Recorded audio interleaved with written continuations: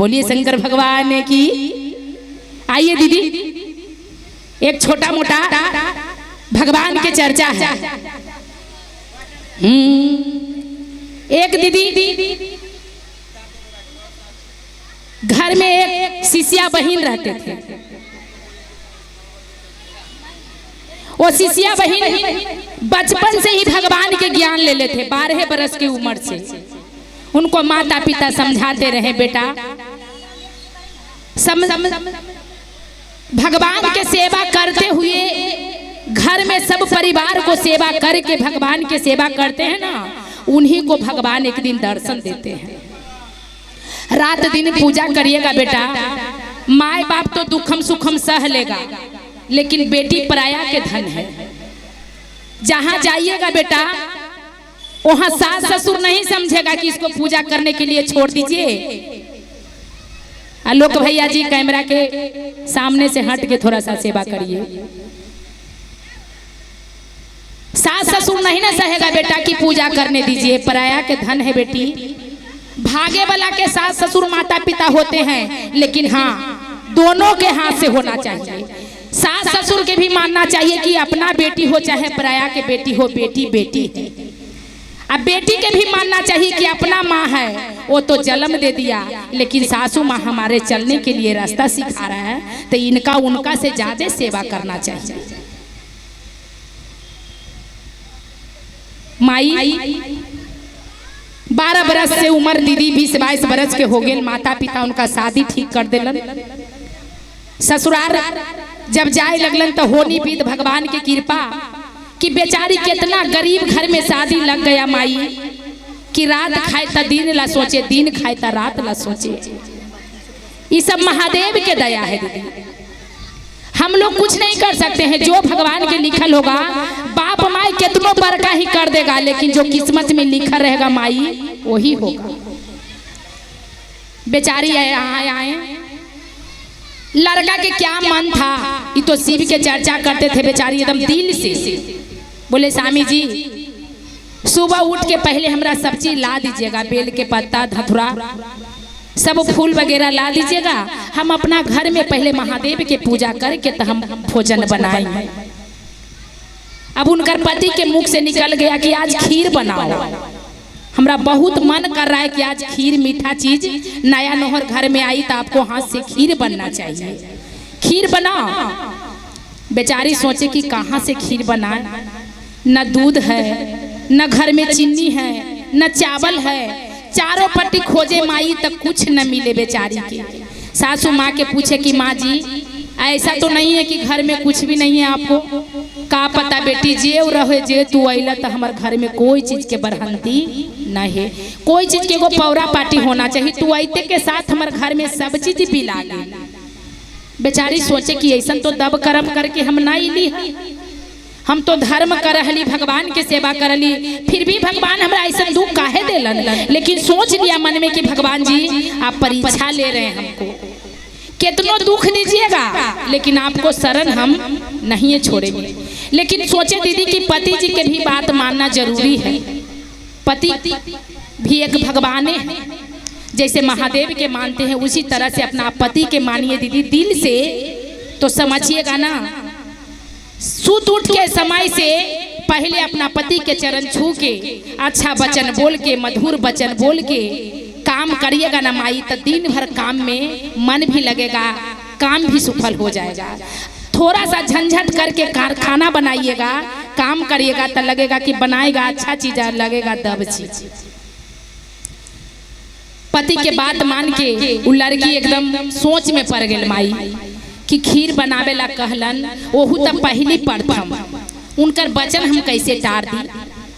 जे गोदी में माई चावल दे रहत ना माई, खोइचा में जे चावल दे है, उ चावल में पैसा बेचारी के माई देलन हल गोदी में, जे चावल अरबा के फटक लेलन और वही चावल के बेचारी गोदी वाला पैसा से कोई लड़कन से मीठा मंगा के रसिया बना देलन बिना दूध के बनैलन। तब पति जी अलन कलन की खीर बनाई, हमरा बहुत जोर से भूख लगल है। बोले कि हाँ स्वामी जी बना दिए, जाइए ना स्नान ध्यान करके आइए, उसके बाद हम लगा देते हैं खाना, आके खा लीजिएगा। ताले स्वामी जी नहाय गेलन माई,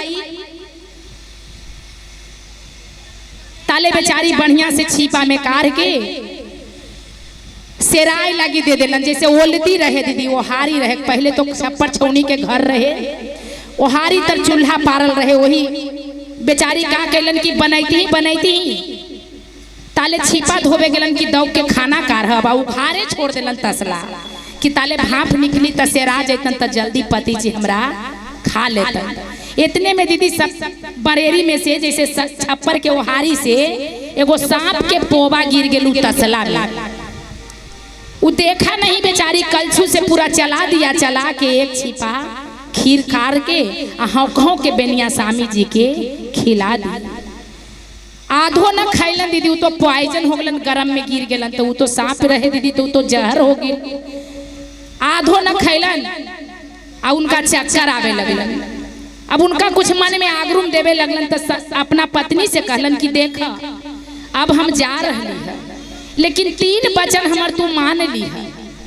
कहलन ऐसन कैसन बात बोला कि स्वामी जी, ना हम मरबो त आग में जरई है, ना हमरा पानी में दहई है, ना हमरा चीता के ले जाके गंगा के किनारा में रखी है। ये तीनों वचन मान ल। इतना कह के बेचारा के प्राण टूट गए। अब जाने तक के जाने माई, रात के समय रहे, बेचारी खिलैलन आ उतना कहलन त सोचलन कि गर्मी आवे लगल त पंखा हो के अपना पलंग पर जाके सुता देलन। अब सोचलन कि कुछ देर के बाद उठतन, कितनो उठावैन त न उठे दीदी। अब कहे तक केकरा से कहे, खूबे रोवे है घर में। गीत के माध्यम से बेचारी कहे कि अब कही तक केकरा से कही, रोवे है या कहे महादेव से। तनी भाव से सुनी है कि अजी शिव गुरु जी आरे गोरो के अरातावा छूटबो न कइली, हाथ के मेहुदिया नहीं मेटली जी। आज शिव गुरु जी 12 बरिसवा के हमर उमरिया, कैसे के दिवस गमैबी जी।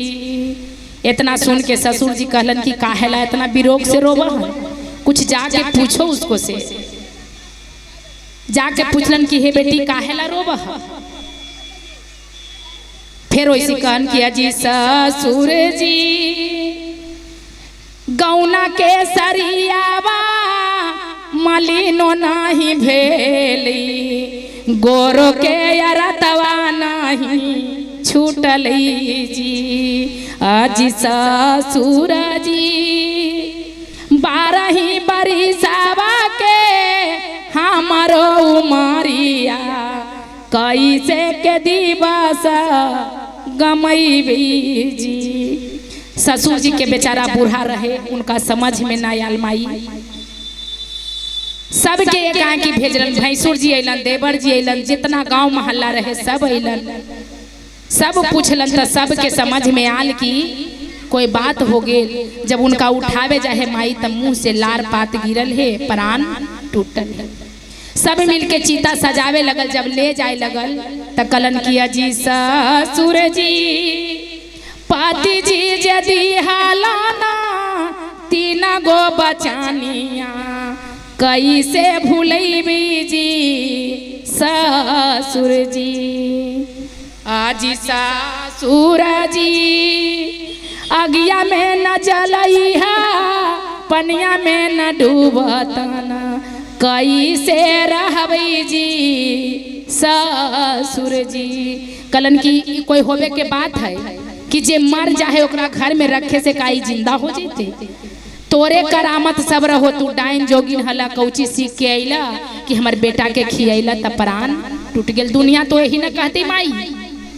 जब कोई बात होवे दीदी, भगवान न करे कि ऐसन होवे, कोई होवा है माई त केकरा पर कलंक गिरा है कि कैसन पौरा पाटी हले कि ऐते के साथ ऐसन हो गए। सब बेचारी के लाते मुख के मारे माई कहे कि तोरे करनी से ऐसे हो। बेचारी के केवारी लगा के घर में बंद कर देलन, आ चीता सजा के सब गंगा के किनारा ले गेलन कि अब जला देम, परबा पट्टी कर देम। महादेव के कृपा माई, इतना अंधर पानी आल, इतना अंधर पानी की सब छोड़ छोड़ के उनका भाग गेल कि भाग न तो अंधर पानी में हमनियो दह के किनारा लग जाइबे। सब आल आई बेचारी के केवारी अपरूपी खुल गेल आ दौड़ल दौड़ल जाके किनारा में अपना अचरा के कोर में पति जी के बांध दिलन कि सब अंदर पानी में दई है, लेकिन हमर स्वामी जी न दई, ये हमरा वचन दे के गए। वही कहलन कि गंगा माई से रोवे लगलन कह के कि अजी गंगा मैया जी आज गबना के सरियावा मलिनो नहीं भइली, आ गोरो के अरतवा नहीं छूटली जी।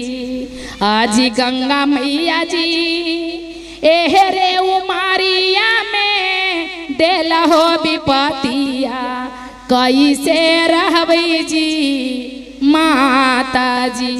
गंगा माई कहलन कि एकरा में कोई के करनी न है, एकरा में तोरा महादेव के करनी है कि सब चीज कैला हल, लेकिन महादेव के अपना घर में चर्चा भजन कहियो न करवैला, आ खाली ज्ञान दे के मन में रख लेला।